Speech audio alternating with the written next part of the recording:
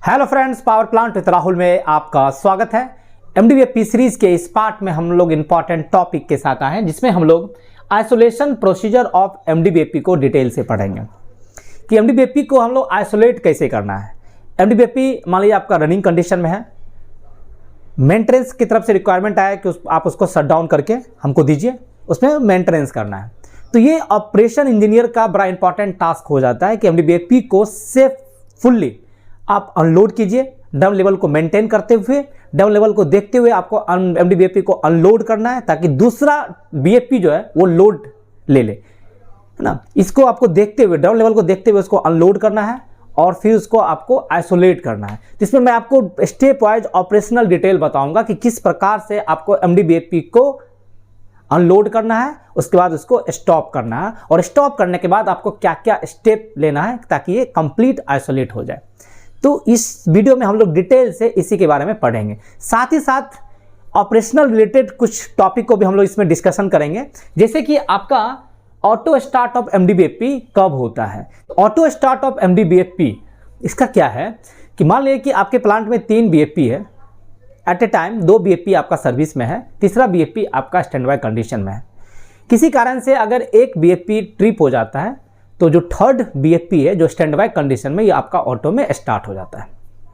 ठीक है, तो इसको हम लोग देखेंगे कि आपका रिसर्कुलेशन का चेंज ओवर कैसे करते हैं, कि आपका जो है रिसर्कुलेशन जो of BFP change over procedure, कि रिसर्कुलेशन आपको बार बार ओपन क्लोज चेंज ओवर करना पड़ता है। 3 स्टेप आपको लेना है कि कभी कभी आपको अगर लोड बहुत ही कम हो जाता है तो रिसर्कुलेशन वाल्व को ओपन करना होता है, फिर लोड जब इंक्रीज हो जाता है तो रिसर्कुलेशन वाल्व को क्लोज करना पड़ता है, और कभी कभी आपका रिसर्कुलेशन वाल्व को चेंज ओवर करना पड़ता है, जैसे एक का बंद करना है, दूसरे का क्लोज करना है। तो इस वीडियो में मैं आपको स्टेप वाइज बताऊंगा कि रिसर्कुलेशन का चेंज ओवर प्रोसीजर क्या है, इसको हम लोग देखेंगे।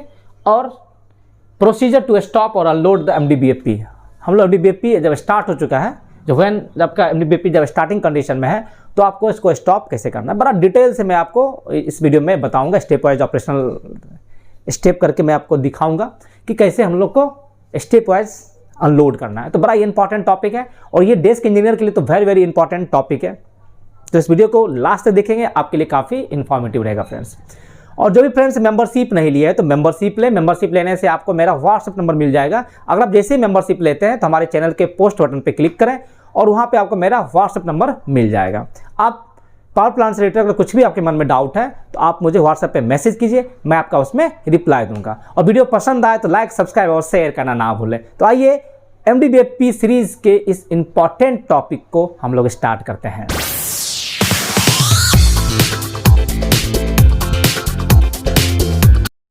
फ्रेंड, आइसोलेशन प्रोसीजर ऑफ एमडीबीएफपी को जानने से पहले सबसे पहले हम लोग स्टॉपिंग प्रोसीजर ऑफ एमडीबीएफपी देखते हैं कि एमडीबीएफपी अगर रनिंग कंडीशन में है उसको हम लोग कैसे स्टॉप करेंगे, उसका स्टॉपिंग प्रोसीजर क्या है।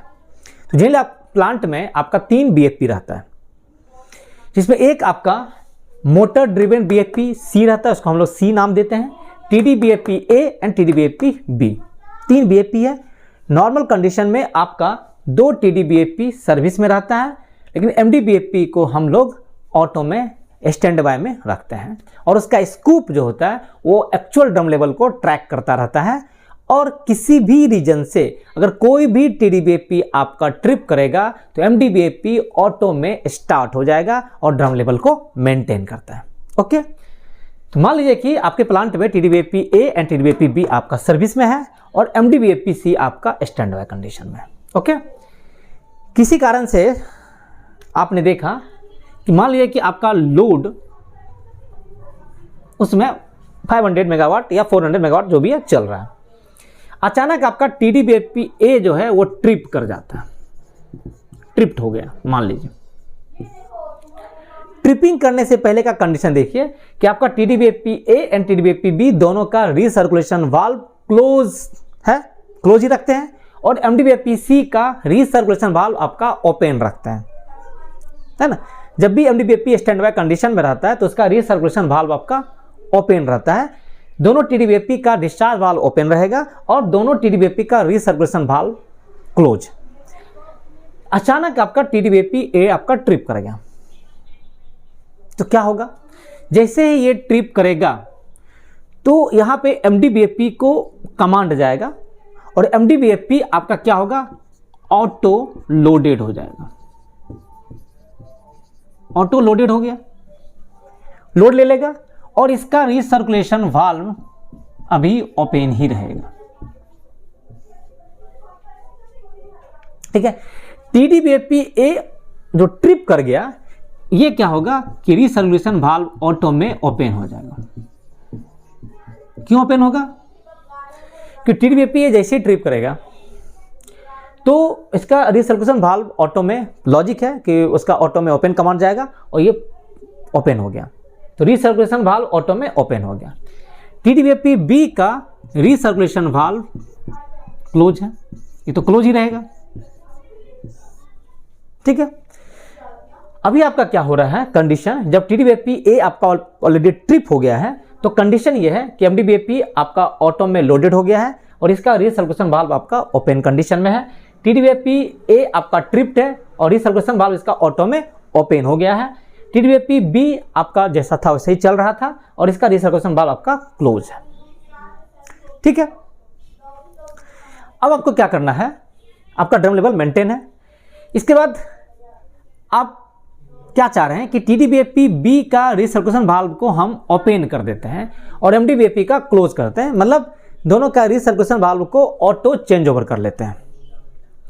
मतलब MDBFP C का रिसर्कुलेशन वाल्व क्लोज कर देते हैं और TDBFP B का रिसर्कुलेशन वाल्व को हम ओपन कर लेते हैं। तो क्या इसका प्रोसीजर है, तो सबसे पहले हम लोग क्या करेंगे, ध्यान दीजिएगा, सबसे पहले कि TDBFP B का रिसर्कुलेशन वाल्व को हम क्या करेंगे, ओपन कमांड देंगे, ओपन कमांड देंगे। ठीक है, जैसे ही ओपन कमांड दीजिएगा तो ड्रम लेवल डिक्रीज होना शुरू हो जाएगा, क्योंकि रिसर्कुलेशन वाल्व का अपना कैपेसिटी है 350 टन के आसपास, तो उतना तो फ्लो होगा ही, 350 से 400 कैपेसिटी रहता है, तो उतना तो फ्लो आपका रिसर्कुलेशन लाइन के थ्रू होगा। तो एक्चुअल फ्लो इसका जो डिस्चार्ज वाल्व के थ्रू हो रहा था वो डिक्रीज करेगा, तो ultimate feed water flow decrease होगा, तो ड्रम लेवल डाउन होगा। जैसे ही ड्रम लेवल डाउन होगा तो आपका MDBFP C और TDBFP B दोनों में कमांड जाएगा कि increase the RPM of BFP का RPM बढ़ाओ। तो ये इसका RPM कौन बढ़ाएगा, थ्रू टरबाइन के थ्रू बढ़ेगा, क्योंकि वहाँ स्टीम टरबाइन है, तो स्टीम का प्रेशर बढ़ेगा और फ्लो बढ़ेगा, स्टीम का फ्लो बढ़ेगा, RPM बढ़ेगा, तो इसका फ्लो बढ़ना शुरू हो जाएगा। MDBFP का ड्रम लेवल कैसे मेंटेन करेगा, वो स्कूप को ओपन करेगा और ड्रम लेवल को मेंटेन कर लेगा। अभी आप इसका अभी क्या हो गया कि MDBFP C का भी रिसर्कुलेशन वाल्व ओपन है, TDBFP B का भी रिसर्कुलेशन वाल्व ओपन है। इसको आप क्लोज करना है तो तुरंत क्लोज कीजिएगा, तो क्लोज परमिसिव नहीं मिलेगा, क्योंकि रिसर्कुलेशन वाल्व का क्लोज परमिसिव जब तक इसका फ्लो TPS से ज़्यादा नहीं हो जाएगा, 650 TPS से ज़्यादा नहीं हो जाएगा, इसका क्लोज परमिसिव नहीं आएगा। अगर आपको जैसे ही 650 टन पर आवर से फ्लो बढ़ा, आप इसका क्लोज परमिसिव दे देगा। जैसे ही क्लोज परमिसिव देगा, आप इसको क्लोज कमांड दे दीजिए। ठीक है, जैसे उसके बाद आप क्या कीजिए, इसको क्लोज कमांड दे दीजिए। इस तरह से क्या हुआ कि आपने रिसर्कुलेशन वाल्व का चेंज ओवर कर लिया। कोई दिक्कत, आपने क्या किया, सिंपल चेंज ओवर कर लिया। अभी आपका क्या है कि MDBFP C का रिसर्कुलेशन वाल्व क्लोज है, TDBFP B का रिसर्कुलेशन वाल्व आपका ओपन है और TDBFP A आपका ट्रिप कंडीशन में बारिंग गियर पे चल रहा है। आपने टरबाइन से क्लियरेंस लिया, टरबाइन ने बोला कि ठीक है आप इसको लोड कीजिए। लोड किया आपने, अपने 1000 RPM दिया, 1500 RPM दिया, 2000 RPM दिया, धीरे धीरे टाइम टू टाइम देते रहना है। उसका केसिंग टेम्परेचर को देखते हुआ, ड्रेन टेम्परेचर को देखते हुए आप उसको धीरे धीरे उसको लोडिंग कीजिए। टेम्परेचर मतलब RPM को बढ़ाते जाइए और जैसे ही TDBFP A का डिस्चार्ज प्रेशर MDBFP या TDBFP दोनों के डिस्चार्ज प्रेशर से मैच हो जाए, आप RPM को मत देखिए, आप डिस्चार्ज प्रेशर को देखना है आपको कि TDBFP A को आपने RPM बढ़ाते अगर उसका डिस्चार्ज प्रेशर MDBFP C के डिस्चार्ज प्रेशर या TDBFP B के डिस्चार्ज प्रेशर के इक्वल हो जाएगा, आप इसको रिमोट में डाल दीजिए। तो TDBFP A आपका कहाँ आ गया, रिमोट में आ गया। ठीक है, अब आपका रिमोट में ये आ गया। रिमोट में जैसे ही आया, तो अब आप तीनों TDBFP तीनों BFP मिलकर ड्रम लेवल को मेंटेन कर रहा है। तो अब इस कंडीशन को समझिए कि अभी MDBFP-C भी चल रहा है किस कंडीशन में, रिसर्कुलेशन वाल्व क्लोज कंडीशन में। ओके, TDBFP-A चल रहा है आपका लोडिंग कंडीशन में है, लेकिन इसका रिसर्कुलेशन वाल्व ओपन कंडीशन में है। TDBFP-B भी आपका लोडिंग कंडीशन में है और इसका भी रिसर्कुलेशन वाल्व ओपन कंडीशन में है। कंडीशन समझिए, MDBFP-C का ही सिर्फ रिसर्कुलेशन वाल्व क्लोज है, बाकी दोनों TDBFP लोडिंग में है, बट रिसर्कुलेशन वाल्व आपका क्या है, ओपन कंडीशन में है। फिर आप देख लिए कि ठीक है TDBFP-A आप सही ढंग से काम कर रहा है, कोई प्रॉब्लम नहीं है। अब आपको क्या करना है, इस MDBFP को आउट करना है। ठीक है, आपने देख लिया 10 मिनट चला के, ठीक है कोई वाइब्रेशन नहीं है, स्मूथ है, कोई दिक्कत नहीं है। आपको अब TDBFP को लोडिंग से हटाना है, अनलोड करना है। तो क्या कीजिएगा, सबसे पहले आप रिसर्कुलेशन वाल्व को ऑटो मतलब उसको चेंज ओवर कर लेते हैं। मान लिया किसी भी TDBFP का, अब मान लिया कि TDBFP-A का रिसर्कुलेशन वाल्व जो आपका ओपन था, नहीं आपका TDBFP-A का रिसर्कुलेशन वाल्व आपका ओपन है और इसका भी ओपन है, सिर्फ इसका क्लोज था। तो इसको क्या कीजिए कि सबसे पहले आप MDBFP का रिसर्कुलेशन वाल्व जो क्लोज था इसको ओपन कमांड दीजिए। सबसे पहला काम आप क्या कीजिए कि MDBFP-C का रिसर्कुलेशन वाल्व को आप ओपन कमांड दे दीजिए। ये ओपन होगा, जैसे ही ओपन होगा तो दिखेगा कि आपका ड्रम लेवल डिक्रीज होना शुरू हो जाएगा। अभी तो क्या था कि तीनों पैरेलल काम कर रहा था, जैसे ही आप इसका रिसर्कुलेशन वाल्व को ओपन किए तो ड्रम लेवल धीरे धीरे डिक्रीज होगा। अभी इसको क्लोज करने का परमिशन तब तक नहीं मिलेगा जब तक कि TDBFP-A का अपना फ्लो, सक्शन फ्लो 650 टन से ज़्यादा नहीं हो जाएगा। क्योंकि क्लोज परमिशन तभी मिलता है जब इसका फ्लो 650 टन से ज़्यादा होगा, तभी इसको आप क्लोज कर सकते हैं रिसर्कुलेशन वाल्व को। तो अब क्या करना है, तो इसका फ्लो कैसे बढ़ेगा, तो धीरे धीरे बढ़ेगा। क्योंकि ड्रम लेवल डिक्रीज हो रहा है, तो ड्रम लेवल को मेंटेन करने के लिए आपका ये जो है TDBFP अपना फ्लो बढ़ाएगा। जैसे ही 650 टन जाएगा, इसको क्लोज परमिशन मिलेगा, आप इसको क्लोज करते हैं। एक और उपाय है कि जैसे आप इसका रिसर्कुलेशन वाल्व आप ओपन किए और आप देख रहे हैं कि इसका क्लोज परमिशन नहीं मिल रहा है, तो MDBFP का जो स्कूप था उसको आप ऑटो से बाहर कर लीजिए, उसको मैनुअल ले लीजिए और मैनुअल में 2-3% कमांड दे दीजिए। तो इससे क्या होगा कि TDBFP फ्लो बढ़ाना शुरू कर देगा। जैसे ही आपका इसका फ्लो बढ़ा 650 टन पर आवर के आसपास आ गया, तो आप इसको क्लोज परमिसिव कर दीजिए, क्लोज कर दीजिए। ठीक है, क्लोज कर दिए। क्लोज करने के बाद देखिए आपका TDBFP-A का रिसर्कुलेशन वाल्व क्लोज हो गया, TDBFP-B का recirculation valve already open condition में ही है और MDBFP का रिसर्कुलेशन वाल्व आपका ओपन हो चुका है। धीरे धीरे आप क्या कीजिए, इसका स्कूप मैनुअल में आपने निकाल ही लिया, धीरे धीरे स्कूप को घटाते जाइए और घटा घटा के देखिए कि उस समय TDBFP-A एंड TDBFP-B फ्लो बढ़ा रहा है कि नहीं, उसको भी आपको देखते रहना है। क्योंकि धीरे धीरे जैसे आप स्कूप डिक्रीज कीजिएगा, ये आपका जो है अनलोड होना शुरू हो जाएगा। क्योंकि इसका डिस्चार्ज प्रेशर गिरेगा, जैसे डिस्चार्ज प्रेशर गिरेगा तो ये फ्लो नहीं कर पाएगा।